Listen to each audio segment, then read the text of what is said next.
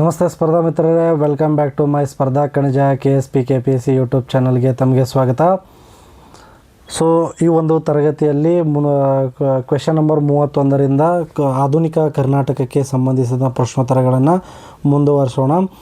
ಇದು PC last minute revision ಆಗಿರ್ತದೆ. So ಸ್ಪರ್ಧಾತ್ಮಕ ಪರೀಕ್ಷೆಗಳಿಗೆ ಉಪಯುಕ್ತವಾದಂಥ ಮಾಹಿತಿ.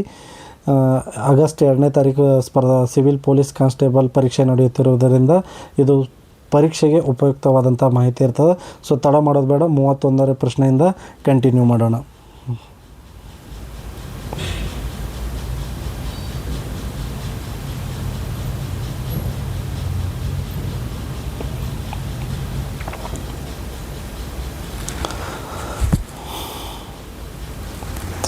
ಸೊ ಕ್ವೆಶನ್ ನಂಬರ್ 31 ಹೀಗಿದೆ.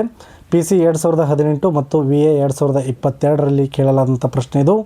ವಿಧಾನಸೌಧವನ್ನು ದೇವಾಲಯ ಎಂದು ಕರೆದವರು ಯಾರು ಅಂತ ಕೇಳಿದ್ದಾರೆ. A. Kengal Hanumanthaiah, B. S. Nijalingappa, C. Devaraju Aras, B. D. BD Jatti. ಸರಿಯಾದ ಉತ್ತರ ಆಪ್ಷನ್ A. ಕೆಂಗಲ್ ಹನುಮಂತಯ್ಯವರು 1951 ಮತ್ತು 52ರಲ್ಲಿ ವಿಧಾನಸೌಧವನ್ನು ಕಟ್ಟಿಸ್ತಾರೆ. ಹಾಗಾಗಿ ಇದು ಕೆಂಗಲ್ ಹನುಮಂತಯ್ಯನವರ ಕನಸಿನ ಕಟ್ಟಡವಾಗಿರುತ್ತದೆ. ವಿಧಾನಸೌಧದ ಮೇಲೆ ಸರ್ಕಾರದ ಕೆಲಸ, ದೇವರ ಕೆಲಸ ಎಂದು ಬರೆಯಲಾಗಿದೆ. ಹಾಗಾಗಿ ದೇವಾಲಯ ಮಾದರಿಯಲ್ಲಿ ಇದನ್ನು ಕಟ್ಟಿಸ್ತಾರೆ. ಸೊ ಕ್ವೆಶನ್ ನಂಬರ್ 32 ಹೀಗಿದೆ. PSI 2019 PDO 2020ರಲ್ಲಿ ಕೇಳಲಾದಂಥ ಪ್ರಶ್ನೆ ಇದು. ಭೂ ಸುಧಾರಣೆ ಅಂದರೆ ಉಳುವವನೇ ಭೂಮಿಯ ಒಡೆಯ ಕಾಯ್ದೆ ಜಾರಿಗೆ ತಂದವರು ಯಾರು ಅಂತ ಕೇಳಿದ್ದಾರೆ. A. D. Devaraju Aras 1974, Veerendra Patil, C. Ramakrishna Hegde, D. SM Krishna. ಸರಿಯಾದ ಉತ್ತರ ಆಪ್ಷನ್ A. ದೇವರಾಜು ಅರಸು 1974ರಲ್ಲಿ ಏನು ಮಾಡ್ತಾರಪ್ಪ ಅಂತಂದ್ರೆ ಭೂ ಸುಧಾರಣೆ ಕಾಯ್ದೆ, ಉಳುವವನೇ ಭೂಮಿಯ ಒಡೆಯ ಕಾಯ್ದೆಯನ್ನು ಜಾರಿಗೆ ತರುತ್ತಾರೆ. ಕ್ವೆಶನ್ ನಂಬರ್ 33 PC 2021 ಮತ್ತು PSI 2020ರಲ್ಲಿ ಕೇಳಲಾದಂತಹ ಪ್ರಶ್ನೆ ಇದು. ಕರ್ನಾಟಕದ ರಾಜ್ಯ ಧ್ವಜ ವಿನ್ಯಾಸಗೊಳಿಸಿದವರು ಯಾರಂತ ಕೇಳಿದಾರೆ. ಈ ಪ್ರಶ್ನೆ ಸುಮಾರು ಬಾರಿ ಈ ಹಿಂದೆ ಸ್ಪರ್ಧಾತ್ಮಕ ಪರೀಕ್ಷೆಯಲ್ಲಿ ಕೇಳಲಾಗಿದೆ. ಆಪ್ಷನ್ಸ್ ಹೀಗಿದೆ. ಮಾ ರಾಮಮೂರ್ತಿ, B. ಆಲೂರು ವೆಂಕಟರಾಯರು, C. ಅನ ಕೃಷ್ಣರಾಯರು, ಅರಕಲಗೂಡು ನರಸಿಂಹರಾಯ ಕೃಷ್ಣರಾಯರು, D. ಕುವೆಂಪು. ಸರಿಯಾದ ಉತ್ತರ ಆಪ್ಷನ್ A. ಮಾ ರಾಮಮೂರ್ತಿ 1965ರಲ್ಲಿ ಏನು ಮಾಡ್ತಾರಪ್ಪ ಅಂತಂದ್ರೆ ಕರ್ನಾಟಕದ ರಾಜ್ಯ ಧ್ವಜವನ್ನು ವಿನ್ಯಾಸಗೊಳಿಸ್ತಾರೆ. 1965ರಲ್ಲಿ ಯಾರಪ್ಪ ಅಂತಂದ್ರೆ ಮಾ ರಾಮಮೂರ್ತಿಯವರು. ಇದರ ಹಳದಿ ಮತ್ತು ಅರಿಶಿನ ಯಾವ ಒಂದು ಕಲರ್ ಏನಾಗಿರ್ತಪ್ಪ ಅಂತಂದ್ರೆ ಹಳದಿ ಮತ್ತು ಕೆಂಪು ಈ ಒಂದು ಕರ್ನಾಟಕ ಧ್ವಜದ ಕಲರ್ ಆಗಿರ್ತದೆ. ಹಳದಿ, ಅರಿಶಿನ, ಕುಂಕುಮ, ಕೆಂಪು ಕ್ರಾಂತಿಯ ಸಂಕೇತ ಎಂದು ಈ ಒಂದು ಧ್ವಜದಲ್ಲಿರುವಂಥ ಕಲರ್ ಏನು ಮಾಡ್ತಪ್ಪ ಅಂತಂದ್ರೆ ಅದು ಉಲ್ಲೇಖಿಸುತ್ತದೆ. ರಾಷ್ಟ್ರಧ್ವಜ ಭಾರತದ ರಾಷ್ಟ್ರಧ್ವಜ ಇದು ಯಾರು ಮಾಡಿರ್ತಾರಪ್ಪ ಅಂದ್ರೆ ವಿನ್ಯಾಸಗೊಳಿಸಿದವ್ರು ಯಾರು ಅಂತ ಕೇಳಿದ್ರೆ ಪಿಂಗಾಲಿ ವೆಂಕಯ್ಯ. ಕರ್ನಾಟಕದ ಯಾರ್ದಪ್ಪ ಅಂತಂದ್ರೆ ಮಾ ರಾಮಮೂರ್ತಿ. ನೆನಪಿಡ್ರಿ, ಕನ್ಫ್ಯೂಸ್ ಆಗಬೇಡ್ರಿ. ರಾಷ್ಟ್ರಧ್ವಜವನ್ನು ವಿನ್ಯಾಸಗೊಳಿಸಿದವರು ಯಾರು ಅಂತ ಕೇಳಿದ್ರೆ ಪಿಂಗಾಲಿ ವೆಂಕಯ್ಯ. ಆದರೆ ಕರ್ನಾಟಕದ ರಾಷ್ಟ್ರಧ್ವಜ ವಿನ್ಯಾಸಗೊಳಿಸಿದವರು ಮಾ Ramamurthy. Question number 34 2021ರ FDA PSI 2018ರಲ್ಲಿ ಕೇಳಲಾದಂಥ ಪ್ರಶ್ನೆ ಇದು. ಅತ್ತಾರ ಕಚೇರಿ ಅಥವಾ ಅಟಾರ ಕಚೇರಿ ಹೈಕೋರ್ಟನ್ನು ಯಾರು ಕಟ್ಟಿಸ್ತಾರಂತ ಕೇಳಿದ್ದಾರೆ. A. ಮಾರ್ಕ್ ಕಬ್ಬನ್ 1864ರಲ್ಲಿ, B. Tipu Sultan, C. Kempegowda, D. Nalvadi Krishnaraja Wodeyar. A. Mark Cubbon ಸರಿಯಾದ ಉತ್ತರ. 1864 ಮತ್ತು 68ರ ಅವಧಿಯಲ್ಲಿ ಅಟಾರ ಕಚೇರಿಯನ್ನು ಹೈಕೋರ್ಟನ್ನು ಮಾರ್ಕ್ ಕಬ್ಬನ್ ಸ್ಥಾಪನೆ ಮಾಡ್ತಾರೆ. ಆಗಿನ ಅಟಾರಿ ಕಚೇರಿ ಇರುವ ಜಾಗದಲ್ಲಿ ಈಗಿನ ಪ್ರಸ್ತುತ ಕರ್ನಾಟಕದ ಹೈಕೋರ್ಟ್ ಇದೆ. ಕ್ವೆಶನ್ ನಂಬರ್ 35 ಹೀಗಿದೆ. PC 2023 PSI 2021ರಲ್ಲಿ ಕೇಳಲಾದಂಥ ಪ್ರಶ್ನೆ ಇದು. ಮೈಸೂರು ದಸರಾ ಅಧಿಕೃತವಾಗಿ ಆರಂಭಿಸಿದವರು ಯಾರು ಅಂತ ಕೇಳಿದರೆ A Raja Wodeyar 1610, B Chamaraja Wodeyar, C Nalvadi Krishnaraja Wodeyar, D Mummadi. ದಸರಾವನ್ನು ಅಧಿಕೃತವಾಗಿ ಮೈಸೂರಿನಲ್ಲಿ ಆರಂಭಿಸಿದವರು ರಾಜ ಒಡೆಯರ್ 1610ರಲ್ಲಿ.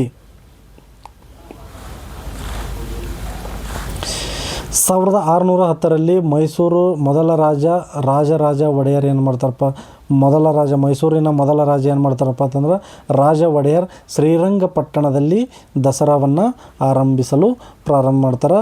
ಈಗಿನ ಪ್ರಸಿದ್ಧ ಮೈಸೂರು ದಸರಾ ಮೈಸೂರಿನಲ್ಲಿ ನಡೀತದೆ. ಮೊಟ್ಟ ಮೊದಲಿಗೆ ಎಲ್ಲಿ ನಡೀತಿತ್ತಪ್ಪ ಅಂತಂದ್ರೆ ಅದು ಶ್ರೀರಂಗಪಟ್ಟಣದಲ್ಲಿ ನಡೀತಾ ಇತ್ತು. Q36 question number 36 SDA 2019 PC 2022ರಲ್ಲಿ ಕೇಳಲಾದಂಥ ಪ್ರಶ್ನೆ. ಕರ್ನಾಟಕದ ಮೊದಲ ಮಹಾನಗರ ಪಾಲಿಕೆ ಎಲ್ಲಿ ಸ್ಥಾಪನೆ ಆಯಿತು ಅಂತ ಕೇಳಿದರೆ A Bengaluru 1949, B Mysuru 1956, C Hubballi Dharwad 1962, D Mangaluru 1980. ಸರಿಯಾದ ಉತ್ತರ ಆಪ್ಷನ್ ಎ 1949ರಲ್ಲಿ ಏನು ಮಾಡ್ತಾರಪ್ಪ ಅಂದ್ರೆ ಬೆಂಗಳೂರು ಬೃಹತ್ ಬೆಂಗಳೂರು ಮಹಾನಗರ ಪಾಲಿಕೆ ಈಗಿನ BBMP 1949ರಲ್ಲಿ ಸ್ಥಾಪನೆಯಾಗಿರ್ತದೆ. ಇದು ಕರ್ನಾಟಕದ ಮೊಟ್ಟ ಮೊದಲ ಮಹಾನಗರ ಪಾಲಿಕೆಯಾಗಿರುತ್ತದೆ. ಕ್ವೆಶನ್ ನಂಬರ್ 37 PSI 2017 ಮತ್ತು PC 2019ರಲ್ಲಿ ಕೇಳಲಾದಂಥ ಪ್ರಶ್ನೆ ಇದು. ಕನ್ನಡಕ್ಕೆ ಶಾಸ್ತ್ರೀಯ ಸ್ಥಾನಮಾನ ದೊರೆತ ವರ್ಷ ಯಾವುದು ಅಂತ ಕೇಳಿದ್ದಾರೆ. ಕನ್ನಡಕ್ಕೆ ಶಾಸ್ತ್ರೀಯ ಸ್ಥಾನಮಾನ ದೊರೆತ ವರ್ಷ ಯಾವುದು ಅಂತ ಕೇಳಿದ್ದಾರೆ. A 2008, B 2004, C 2011, D 2013. ಸರಿಯಾದ ಉತ್ತರ ಆಪ್ಷನ್ ಎ 2008 ಅಕ್ಟೋಬರ್ 31ರಂದು ಕನ್ನಡಕ್ಕೆ ಶಾಸ್ತ್ರೀಯ ಸ್ಥಾನಮಾನವನ್ನು ನೀಡಲಾಗುತ್ತದೆ. 2008ರಲ್ಲಿ ಕೇಂದ್ರ ಸರ್ಕಾರ ಕನ್ನಡಕ್ಕೆ ಶಾಸ್ತ್ರೀಯ ಸ್ಥಾನಮಾನ ನೀಡಿತು. ಇದು 6ನೇ ಶಾಸ್ತ್ರೀಯ ಭಾಷೆಯಾಗಿರುತ್ತದೆ. ಕ್ವೆಶನ್ ನಂಬರ್ 38 PC 2020 ಮತ್ತು PSI 2023ರಲ್ಲಿ ಕೇಳಲಾದಂಥ ಪ್ರಶ್ನೆ. ಕರ್ನಾಟಕದಲ್ಲಿ ರೈತ ಚಳುವಳಿಯ ನಾಯಕತ್ವವನ್ನು ವಹಿಸಿದವರು ಯಾರು ಅಂತ ಕೇಳಿದರೆ A professor MD Nanjundaswamy, B Kumaraswamy, C Yediyurappa, D ದೇವೇಗೌಡರು. ಎ ಪ್ರೊಫೆಸರ್ MD ನಂಜುಂಡಸ್ವಾಮಿ ಸರಿಯಾದ ಉತ್ತರವಾಗಿರ್ತದೆ. ಕರ್ನಾಟಕದಲ್ಲಿ ರೈತ ಚಳುವಳಿಯನ್ನು ನಾಯಕತ್ವ ವಹಿಸಿದವರು ಪ್ರೊಫೆಸರ್ MD ನಂಜುಂಡಸ್ವಾಮಿ ಆಗಿರ್ತಾರೆ.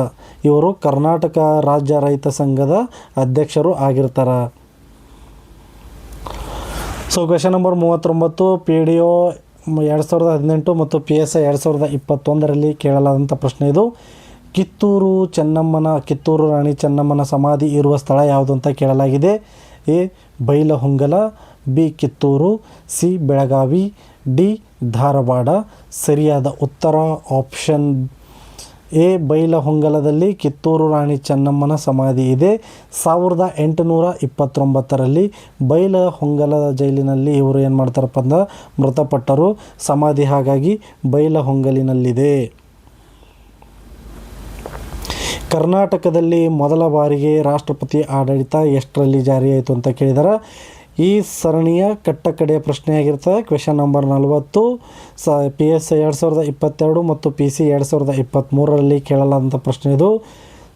ಆಪ್ಷನ್ಸ್ ಹೀಗಿದೆ: 1971 ಮಾರ್ಚ್ 19, ಬಿ 1976, ಸಿ 1980, ಡಿ 1977. ಸರಿಯಾದ ಉತ್ತರ ಆಪ್ಷನ್ ಎ 1971ರಲ್ಲಿ ಮಾರ್ಚ್ 19ನೇ ತಾರೀಕು ಏನು ಮಾಡ್ತಾರಪ್ಪ ಅಂತಂದ್ರೆ ಕರ್ನಾಟಕದಲ್ಲಿ ಮೊಟ್ಟ ಮೊದಲ ಬಾರಿಗೆ ಏನು ಮಾಡ್ತಾರಪ್ಪ ಅಂತಂದ್ರೆ 1971 ಮಾರ್ಚ್ 19ರಿಂದ 1972 ಮಾರ್ಚ್ 20ರವರೆಗೆ ಏನು ಮಾಡ್ತಾರಪ್ಪ ಅಂತಂದ್ರೆ ಕರ್ನಾಟಕದಲ್ಲಿ ಮೊಟ್ಟ ಮೊದಲ ಬಾರಿಗೆ ರಾಷ್ಟ್ರಪತಿ ಆಡಳಿತವನ್ನು ಹೇರ್ತಾರೆ.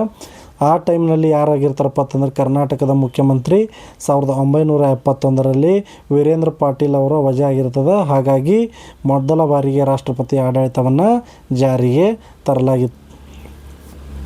ತರಲಾಗಿದೆ. ಸೊ ಇದಾಗಿತ್ತು ಸ್ಪರ್ಧಾ ಮಿತ್ರರೇ ಆಧುನಿಕ ಕರ್ನಾಟಕ ಇತಿಹಾಸಕ್ಕೆ ಸಂಬಂಧಿಸಿದ ಟಾಪ್ 40 ಪ್ರಶ್ನೋತ್ತರಗಳು. ಸೊ ಮುಂದಿನ ತರಗತಿಯಲ್ಲಿ ಆಧುನಿಕ ಕರ್ನಾಟಕಕ್ಕೆ ಸಂಬಂಧಿಸಿದಂತೆ ಇನ್ನೂ 20 ಪ್ರಶ್ನೋತ್ತರಗಳ ಕುರಿತು ಚರ್ಚೆ ಮಾಡೋಣ.